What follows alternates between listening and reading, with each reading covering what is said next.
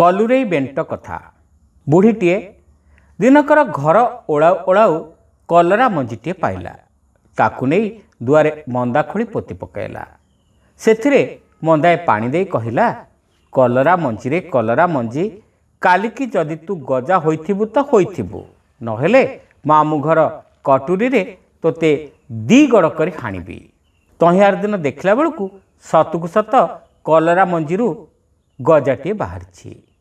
ବୁଢ଼ୀ କହିଲା, ଗଜା ନ ହୋଇ ଯିବୁ କୁଆଡ଼େ? ପୁଣି ସେଦିନ ସଞ୍ଜ ବେଳକୁ ଯାଇ କଲରା ଗଜାକୁ ଡରେଇକିରି କହିଲା, କଲରା ଗଜାରେ କଲରା ଗଜା, କାଲିକୁ ଯଦି ତୁ 2 ପତ୍ର ନ ହେଇଥିବୁ ତେବେ ରଜାଘର କଟୁରୀରେ ତୋତେ ହାଣିବି। ସତକୁ ସତ ତହିଁଆର ଦିନ ଦେଖିଲା ବେଳକୁ ସେଥିରେ 2 ପତ୍ର ହୋଇଯାଇଛି। ବୁଢ଼ୀ କହିଲା, ନ ହୋଇ ଯିବୁ କୁଆଡ଼େ? ନିତି ନିତି ବୁଢ଼ୀ ଏମିତି ପାଣି ଟୋପିଏ ଟୋପିଏ ଦିଏ, ଗଛକୁ ଡରାଏ। ଦେଖୁ ଦେଖୁ ଦିନ କେଇଟାରେ ଗଛରେ 2ରୁ 4 ପତ୍ର ହେଲା। ବହୁତ ଗୁଡ଼ାଏ ଗଛ ପତ୍ର ଲଟାଇ ମାଡ଼ିଗଲା। ଗଛଟି ଏମିତି ମାଡ଼ିବା ଦେଖି ବୁଢ଼ୀ ତା ଲାଗି ରଞ୍ଜାଟିଏ କରିଦେଲା। ଗଛଟି ସେଇ ରଞ୍ଜାରେ ମାଡ଼ିଲା। କିଛି ଦିନ ପରେ ସେଥିରେ କଲରା କଷିଟିଏ ଧରିଲା। ବୁଢ଼ୀ ସେ କଷିକୁ ନିତି ଯାଇ ଦେଖେ, କିନ୍ତୁ ତାର ସତ ବଳେନି ତାକୁ ତୋଳିବା ପାଇଁ। ରଞ୍ଜାରେ ଥାଇ କଲରାଟି ତହୁଁ ପାଚିଗଲା। କଲରାଟି ପାଚିଲା ବେଳକୁ ତା ମନ ମୋଟକୁ ଲଙ୍ଗଳ ଦୌଡ଼ି ପାଉନଥାଏ। ଭାଡ଼ି ଉପରେ ଥିବାରୁ ସତେକି ସେ ମନେ ମନେ ନିଜକୁ ରଜା ବୋଲି ଭାବୁଥାଏ। କାଲି ଯେ ସେ ମାମୁଁ ଘର କଟୁରୀ ରଜାଘର କଟୁରୀକୁ ଡରୁଥିଲା, ସେ କଥା ସେ ପୁରାପୁରି ପାସୋରି ଦେଇଥାଏ। ଦିନେ ଏମିତି ସମୟରେ ଗୋଟିଏ ଅପରିଚ୍ଛନ୍ନିଆ କାଉ କୁଆଡ଼ୁ ଆସି ସେ ଲାଲ ଟହ ଟହ ହଳଦୀ ଗଣ୍ଠି ପରି କଲରାଟିକୁ ଦେଖିଲା। ପାଚିଲା କଲରାକୁ ତ କାଉ ବଡ଼ ବାଇ। ସେ କାଉ କଲରାଟି ଖାଇବ ବୋଲି ମନେ ମନେ ଭାବିଲା। ସେଉଠୁ ସେ ଯାଇ କଲରାକୁ କହିଲା, କଲୁରୀ ବେଣ୍ଟରେ କଲୁରୀ ବେଣ୍ଟ, ଭୋକରେ ମୋହର ଜଳୁଛି ପେଟ, କହନ୍ତୁ ଯଦି ଖାଆନ୍ତି ତୋତେ, କ'ଣ କହୁଛୁ କହତୁ ମତେ। କାଉ କଥା ଶୁଣି କଲରା ତାର ଲାଲ ଟହ ଟହ ପୋଷାକକୁ ଥରେ ଚାହିଁ ଥରେ ମଳିମୁଣ୍ଡିଆ କାଉ ମୁହଁକୁ ଚାହିଁଲା।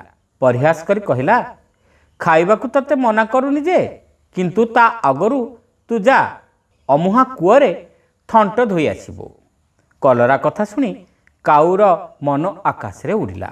ସେ ତହୁଁ ଯୋଜନେ ପଥେ ଉଡ଼ିଯାଇ ଅମୁହାଁ କୂଅ ପାଖରେ ପହଞ୍ଚିଲା।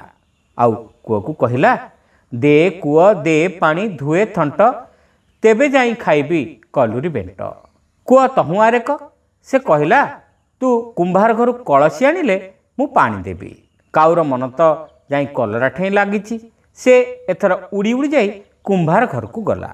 ଦେ କୁମ୍ଭାର ଦେ କଳସି, ନଉ କୂଅ ଦେଉ ପାଣି, ଧୁଏ ଥଣ୍ଟ, ତେବେ ଯାଇ ଖାଇବି କଲୁରୀ ବେଣ୍ଟ। କୁମ୍ଭାର କି କାଉ କଥାରେ ସହଜରେ ଭଳିବାର ଲୋକ। ସେ ବାହାନା କରି କହିଲା, ତୁ ଯା ଗହୀର ବିଲରୁ ମାଟି ଆଣିବୁ, ତେବେ ଯାଇ ମୁଁ ତତେ କଳସି ଦେବି। କାଉ ଭାବିଲା, ଯେମିତି ହେଲେ ତାକୁ କାମଟି ହାସଲ କରିବାକୁ ପଡ଼ିବ, ନହେଲେ ନଗଲେ ତ ନ ଚଳେ। ଏହା ଭାବି ଯେତେ ଯୋଜନ ପଡ଼ୁ ପଛକେ ଉଡ଼ି ଉଡ଼ି ଯାଇ ଗହୀର ବିଲରେ ପହଞ୍ଚିଲା। ସେ କହିଲା, ଦେ ବିଲ ଦେ ମାଟି, ନଉ କୁମ୍ଭାର ଦଉ କଳସି, ନଉ କୂଅ ଦଉ ପାଣି, ଧୁଏ ଥଣ୍ଟ, ଧାଇଁ ଧାଇଁ ଖାଇବି କଲୁରୀ ବେଣ୍ଟ। ଗହୀର ବିଲର ବୁଦ୍ଧିଟା ଆହୁରି ପୋଖତ, ଆହୁରି ଗହିରିଆ। ସେ କହିଲା, ମୁଁ ତତେ ମାଟି ଦିଅନ୍ତି ଯେ, କିନ୍ତୁ ତାଡ଼ିବି କେମିତି? ମୋ ପାଖରେ ତ କିଛି ହତିଆର ନାହିଁ। ତୁ ଯା ମିରିଗ ଠାରୁ ସିଂହ ଆଣିବୁ, ତେବେ ଯାଇ ମୁଁ ତତେ ମାଟି ଦେବି।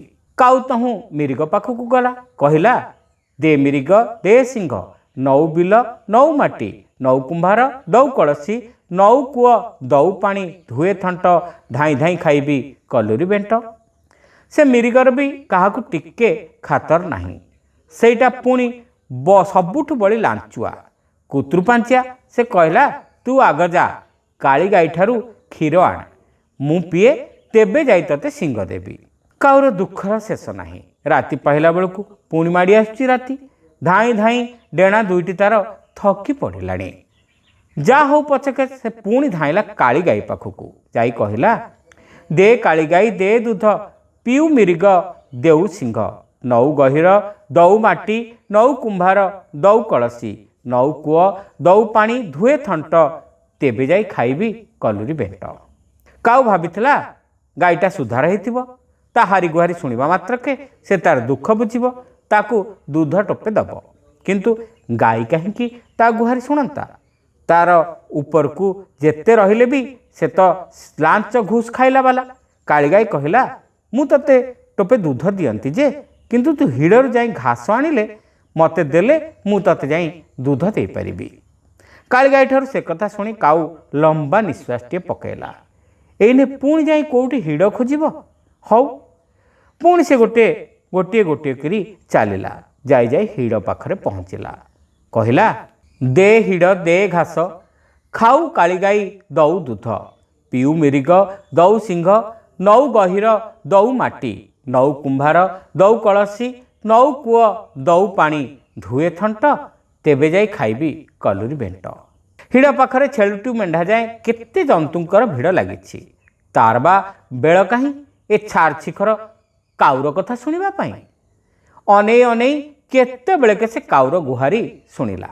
ତାପରେ ତାକୁ ଥଟ୍ଟା କରି କହିଲା, ହଇରେ ତୁ କଲରା ବକଟେ ଖାଇବୁ ବୋଲି ଏଠିକି ସେଠିକି ଧାଇଁ ଧାଇଁ ଧାଇଁ ଧାଇଁ ଶେଷରେ ଆସି ମୋରି ପାଖରେ ପହଞ୍ଚିଲୁଣି। ତୋର ତ କମ୍ ସାହସ ନୁହେଁ ରେ। ହଉ, ମୁଁ ତୋ କଥା ବୁଝିବି ଯେ, କିନ୍ତୁ ତତେ ଘାସ ଦେବି କେମିତି? ମୋ ପାଖରେ ତ ଦା ନାହିଁ। ତୁ ଯା କମାରଶାଳରୁ ଗୋଟାଏ ଦା ଆଣିବୁ, ମନ ଇଚ୍ଛା ଘାସ କାଟି ନେବୁ। ଏଣେ ତେଣେ ଦୌଡ଼ି ଦୌଡ଼ି କାଉ ହତାଶିଆ ମନରେ ଭାବିଲା, ଯାହା ହବାର ତ ହେଲାଣି, ଏଇ ଶେଷ ଥର ପାଇଁ ଯାଉଛି କମାର ଘରକୁ ଯିବି। ତେଣିକି କଲରା ଖିଆ ନହେଲା ପଛେ ନାହିଁ ଆଉ। ଏହା ଭାବି କାଉ କମାରଶାଳକୁ ଗଲା। ତାକୁ କହିଲା, ଦେ କମାର ଦେ ଦା, ନଉ ହିଡ଼ ଦଉ ଘାସ, ଖାଉ କାଳିଗାଈ ଦଉ ଦୁଧ, ପିଉ ମିରିଗ ଦଉ ସିଂହ, ନଉ ଗହୀର ଦଉ ମାଟି, ନଉ କୁମ୍ଭାର ଦଉ କଳସି, ନଉ କୂଅ ଦଉ ପାଣି, ଧୁଏ ଥଣ୍ଟ, ତେବେ ଯାଇ ଖାଇବି କଲୁରୀ ବେଣ୍ଟ। କାଉ କଥା ଶୁଣି କମାର ତ ଅବାକ୍। ଯାହା ହେଉ ତା କଣ୍ଠରେ ଦୟା ବସିଲା। ସେ ପଚାରିଲା, ଦା ନବୁ ଯେ, କେମିତି ନବୁ? କାଉ କହିଲା, କେମିତି ଆଉ ନେବି, ଥଣ୍ଟରେ। କମାର କହିଲା, ତୁ ବୋକାଟା କିରେ, ଇଏ ପୁରା ତତଲା ଦାଟା, ତୋ ଥଣ୍ଟ ପୋଡ଼ିଯିବନି? କାଉ କହିଲା, ତେବେ ମୋର ପିଠିରେ ଥୋଇଦିଅ। କମାର କହିଲା, ଥଣ୍ଟଟା ଯେତେବେଳେ ପୋଡ଼ିଯିବ ପିଠିଟା କ'ଣ ଆଉ ରହିବ? ଶୁଣ, ମୋର ଏତେ କଥା ବକିବାକୁ ବେଳ ନାହିଁ।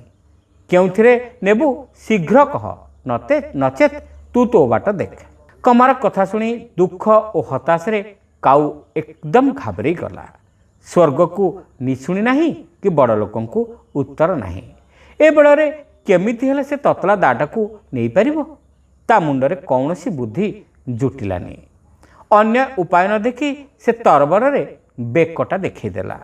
କମାର ତା ବେକରେ ଯେମିତି ତତଲା ଦାଟା ଥୋଇ ଦେଇଛି, ସେମିତି କାଉଟା ଛଟପଟ ହୋଇ ମରିଗଲା। ତାର ଆଉ କଲୁରୀ ବେଣ୍ଟ ଖାଇବା ନୋହିଲା।